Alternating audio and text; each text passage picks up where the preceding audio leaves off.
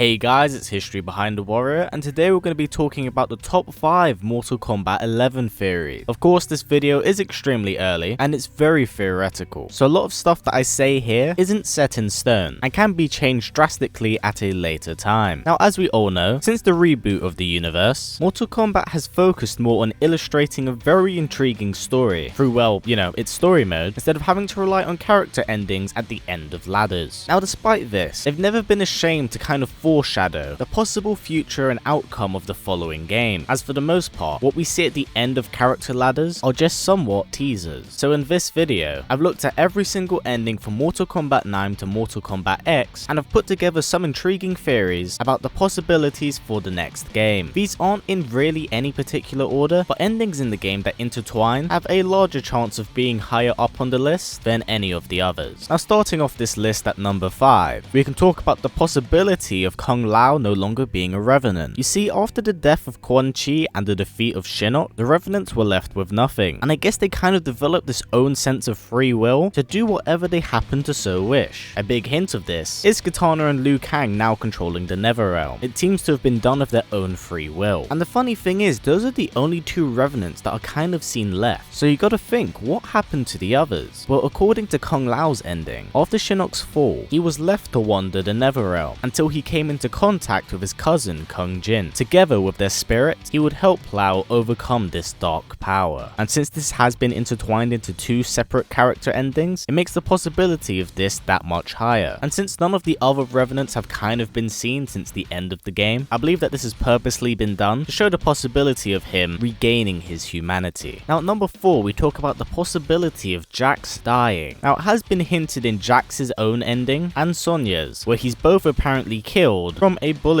wound. Now the possibility of him dying actually seems to be rather high. You see, Jax really does want to retire from the special forces and have nothing to really do with them anymore, but with his daughter joining them, Jax can't really seem to get away from them, and I think that this will personally be the end of him, as he just wants to leave the battle but keeps getting dragged into it. Plus, it's Mortal Kombat. Characters aren't really known to have happy endings. Now at number 3, we have the search for the Red Dragon. Now the Red Dragons have only appeared in the new timeline up to a certain extent, being used as pawns for Havoc's ascension to power in the comics. Now this is more of a subplot and a way to reintroduce two characters, Taven and Dagon. You see, their return is hinted at in Takeda's and Kenshi's ending, in which the two are trying to track down Suchin's killer, who is apparently Dagon, in which they inadvertently come across Taven, who is in suspended animation, and after freeing him, they begin to track down his brother Dagon. Now the search for Suchin's killer has been added into Mortal Kombat's subplot for an extremely long amount of time now, and since it's like the main reason that Kenshi and Takeda kind of reconciled their relationship, I believe that's finally going to be acted on in Mortal Kombat 11. And like I said, it's a great way of reintroducing two characters into the game, on top of the fact that you can finally tie up a plot thread that right now is more or less a cliffhanger. So hopefully we can see this get resolved in Mortal Kombat 11. Now at number 2, let's talk about Jade possibly being a key point of the story. Now there's a lot going on with Jade here. It was foreshadowed in the end of her Mortal Kombat 9 ending that she came into contact with a powerful deity that eventually possessed her. But as we all do actually know, in Mortal Kombat 9 she is killed and is turned into a revenant. But in Mortal Kombat X she's not in fact seen and just somewhat disappears. And no one actually elaborates on what happened to her, whether she was destroyed by a certain character or abandoned. It is completely left unknown. Many believe that she is dead due to the mournful variation that Kitana has, but Jade can in fact be seen in Kitana's ending in Mortal Kombat X, where she appears as a ghostly figure and seems to be reaching out to a friend. So I believe that Jade will play a key role in the next game's story, including the fact that we've been told by the producers of the game that we should keep an eye on Jade, as what's going on with her is very plot relevant. So hopefully we can get some answers in the next game, and please no more questions, I really want to know what happened to her. Now at number 1, and this one seems fairly obvious, Raiden being the villain. It's certainly come to light in Mortal Kombat X, where after cleansing the Jinsei chamber, he's been corrupted by Shinnok's dark magic, and as such, approaches how he looks after his realm in a much more aggressive way. It was even hinted in Kotal Khan's ending that after Shinnok was defeated, Raiden set his eyes on taking over Outworld, as Raiden deemed it as a threat, and that by eliminating his opposition, he need not worry about an invasion. Now in this ending, it's also very strongly hinted of the possibility that in the next game, we might only play as members from Outworld, as due to Raiden's invasion, Mortal preaches to the Elder Gods to bring back the Mortal Kombat tournament so that he could protect his home. On top of that, Bo Rai Cho's ending also ties into this, and Bo Rai Cho begins training the Outworld forces so that they could fend off Raiden and his invasion of Outworld. And that's really it for this theory video, guys. Hopefully this gives you some insight about the possibilities of the next game, but like I said, this can be changed at any point, and what I've put here is quite a lot to put into one game, so there's going to be a large possibility that before the next Mortal Kombat game comes out, we will get another comic book series, hopefully tying up and elaborating on some of the things that I've discussed about here. Now please do put down in the comments below which endings in Mortal Kombat X do you see coming to light, as well as who do you want to see in the next game. Again, please put down in the comments below. Now before we wrap this video up, guys, let's try getting this video to 750 likes, and I'd just like to let everyone know here that I'll be doing a review of the first ever live action depiction of Tekken. Oh my god, is it bad. Now as always, guys, please comment, like, subscribe and share this video with everyone you know. Please take care, and I will see you all next time.